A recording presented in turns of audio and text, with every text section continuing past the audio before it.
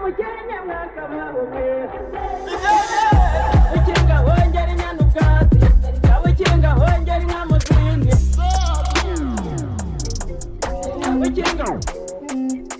gutangira n'umunyarwenya witwa Koporo, ndashaka kumwakira n'amashyi menshi cyane.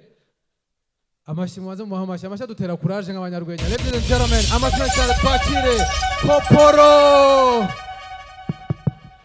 You're listening to the baddest guy, the beef cake, the humble, mighty Marco, mighty Mason. The Sergeant Swagger, the captain on slip. Small size but big deal, Mr. Mason in progress. He's the coolest guy, but don't play for him. He's also a dangerous boy. He stays on money from yesterday to the end of the day. And now he is in a building of Gents Comedy Show. Ladies and gentlemen, give love, make some noise, and he puts you together for the wonder himself, all the way from Igogwe. And now he's the building of Gents Comedy Show. Ladies and gentlemen, give love, make some noise, and he puts you together for the one only, the Koporo. Man, now what? They call me Shiba. Gentlemen, beautiful and critical person. Cause I don't know tomorrow. Urakoze. Ndikiyemeza ibya hatari. Ninjiye nk'umusitari kandi ndi hasi cyane. Nikirenzeho ndi n'umunebwe. Ngira ubunebwe bwinshi ku buryo hari ibintu byinshi bintera bute kubikora. Ku buryo ngiye mba numva nzashaka n'umugore utwite. Numva nzashaka umugore utwite kubera utengira nyine. Ngewe ndasaba abavugizi hano, abadukorera ubuvugizi, abayobozi, ndi kubabona cyane. Ibigo bya prive bigira ukuntu bikora serivisi zabyo zikihuta cyane, simubizi. Nk'umunyeshuri wiga muri prive aratsinda usanga arusha umwana wiga muri leta. N'ahandi n'ibindi bigo bitandukanye serivisi zabyo ziba zihuta cyane. Umunsi njya gufata indangamuntu ku murenge, twiriweyo, ukagirayo mu gitondo ukarinda utaha nimugoroba utari wafotorwa. None nagize igitekerezo ndavuga ko ku murenge usanga hari abantu benshi ugasanga nyine ntago ibintu biri gucamo. Nta kuntu mwadukorera ubuvugizi leta igashiraho imirenge cyangwa utugari bya prive kugira ngo serivisi zijye zihuta nyine byihuse. Ubwo buvugizi burakenewe. Hanyuma nimba mukurikira ibitangazamakuru byinshi, sibyo?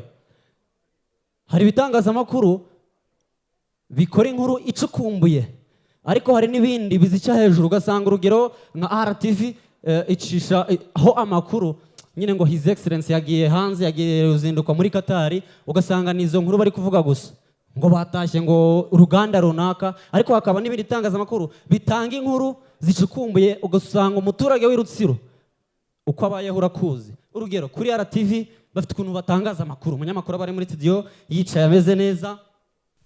Reka tubasuhuze kandi tubikaze bakunze ba Televiziyo Rwanda. Uyu ni umwanya makuru mu Kinyarwanda ku buryo burambuye n'amakuru mugizwe nanjye The Couple. Muri aya makuru reka tubwire ko nyakubahwa Paul Kagame yageneye abaturage bo mu murenge wa Niboyi inka zitanga umukamo mwinshi. Nyuma yuko abaturage bo muri aka gace bamaze iminsi bumvikana mu itangazamakuru bavuga ko badafite amata ahagije yo kuvana abana babo mu mirire mibi. Nyuma iki kibazo cyaje kugera kuri His Excellency niko kubagenera inka 56 zitanga umukamo mwinshi ungana n'amaritiro 5 ku munsi.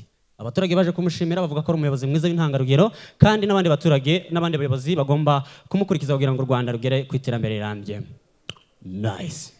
Mwabyumvise, iyo ni RBA. Noneho hari n'ibindi bitangazamakuru nka BTN ujya kumva umunyamakuru muri studio aravuze ngo reka dukomeze n'aya makuru duhindura ingingo twerekeza mu karere ka Rutsiro ahavuga umuturage ushinjwa gufata ihene ya mugenzi we ku ngufu. Ibindi kuri inkuru reka tubibaze mugenzi wacu Ndahiro Valence Papi. Hari ku itariki ya mbere z'ukwezi kwa mbere umwaka wa 2026 ubwo abaturage bari mu byishimo by'umunsi mukuru w'ubunani nibwo nanjye umunyamakuru wa BTN TV Ndahiro Valence Papi neguye mikoro na kamera yanjye maze njya mu kazi nerekeza muri Rutsiro ahavuga umuturage ushinjwa gufata ihene ya mugenzi we ku ngufu. Nkatwe nk'itangazamakuru twifuje kugira ngo tubaze iki iyo hene ibitekerezaho maze mu gahinda kenshi niko kudutangariza ibikurikira. Ati kimbabaje suko yamfashe ku ngufu ahubwo ikibabaje no uyu mugabo yakoreye aho ntiyakoresha agakingirizo. Nyuma yo kumva ibyo hene itangaje naje kubirindira igikanu cyanjye ndebye ibumoso mbona nyiri iyo hene Habimana Emmanuel nawe mu gahinda kenshi yifuje kugira ibyo atangaza.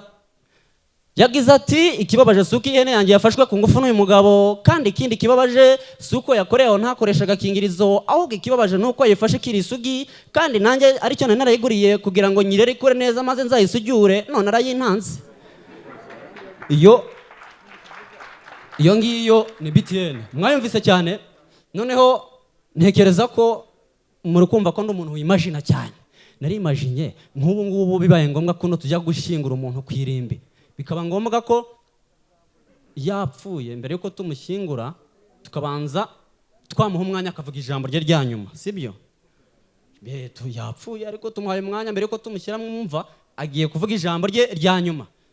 Turafata urugero kuri Ismael Mwanafunzi n'umwami w'abagore Jessica Mipango, ariko ntago tubibifurije bakomeze barambe. Izi ni joke nyine, ni ubugoryi bwanjye sibyo. Mwanafunzi ubwo imusura avuga ati miryango migari, babyeyi bantu twagize ibyago, reka dukomeze kwihangana dukomere, ariko mbere yuko dushyingura uyu muvandimwe Mwanafunzi reka tumuhe umwanya agire ijambo rye rya nyuma atubwira. Ndabasuhuje kuba murimo kunyumva. Nitwa Ismael Mwanafunzi, sinkiriho. Nibyo wabyumvise neza, sinkiriho kuko napfuye. Gupfa niki? Gupfa ni igihe umuntu avuye mu mubiri yaba yarizeye Imana.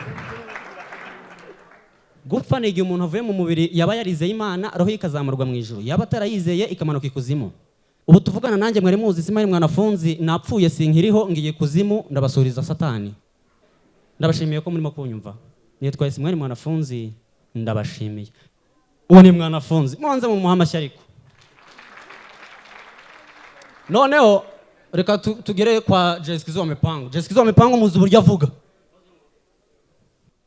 Ibihe byiza kuri mwaje gushingura uyu ni umuhungu wabapfushije nyakwigendera Jessica Mipango icyogere mu rupfu, umwami w'abazimu. Abapfuye ndetse n'abapfushije mbanje kubasuhuza mbifuriza kuruhukira mu mahoro, Satani gukomeza kubatuza heza aho mushyinguye hose. Magingenge nagira ngo mbabwire ko nkigeri kuzimu hari umuntu wihaye ibintu byo kumenyera, ndavuga ngo Jessica Mipango ninjye mwigisha ashaka kunyishyira hejuru, wa prince na wrong person.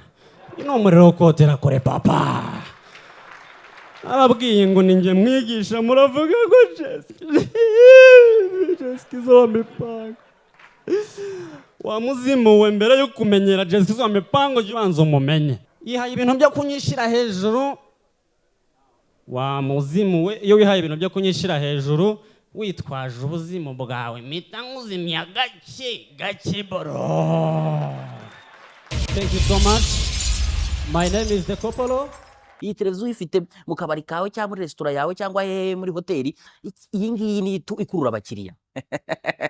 Ngwino rero muri Kigali City Tower, umuryango nomero 18 muri ground floor muri Samsung 250 hari televiziyo umva guhera kuri puse yo hasi kuzamura 3 2 kugenda ukagira kuri 85 zose turazifite ku giciro cyiza cyane. Karibu wowe niba ugiye gukora ubukwe, ubwo niba ugiye gukora ubukwe ugiye kubwira ngo kaga televiziyo we na madamu zamumeze nk'abari guhengereza gutya, niko karuje kora televiziyo nziza iyi ngiyi, reka nyibise kwanza uyirebe neza.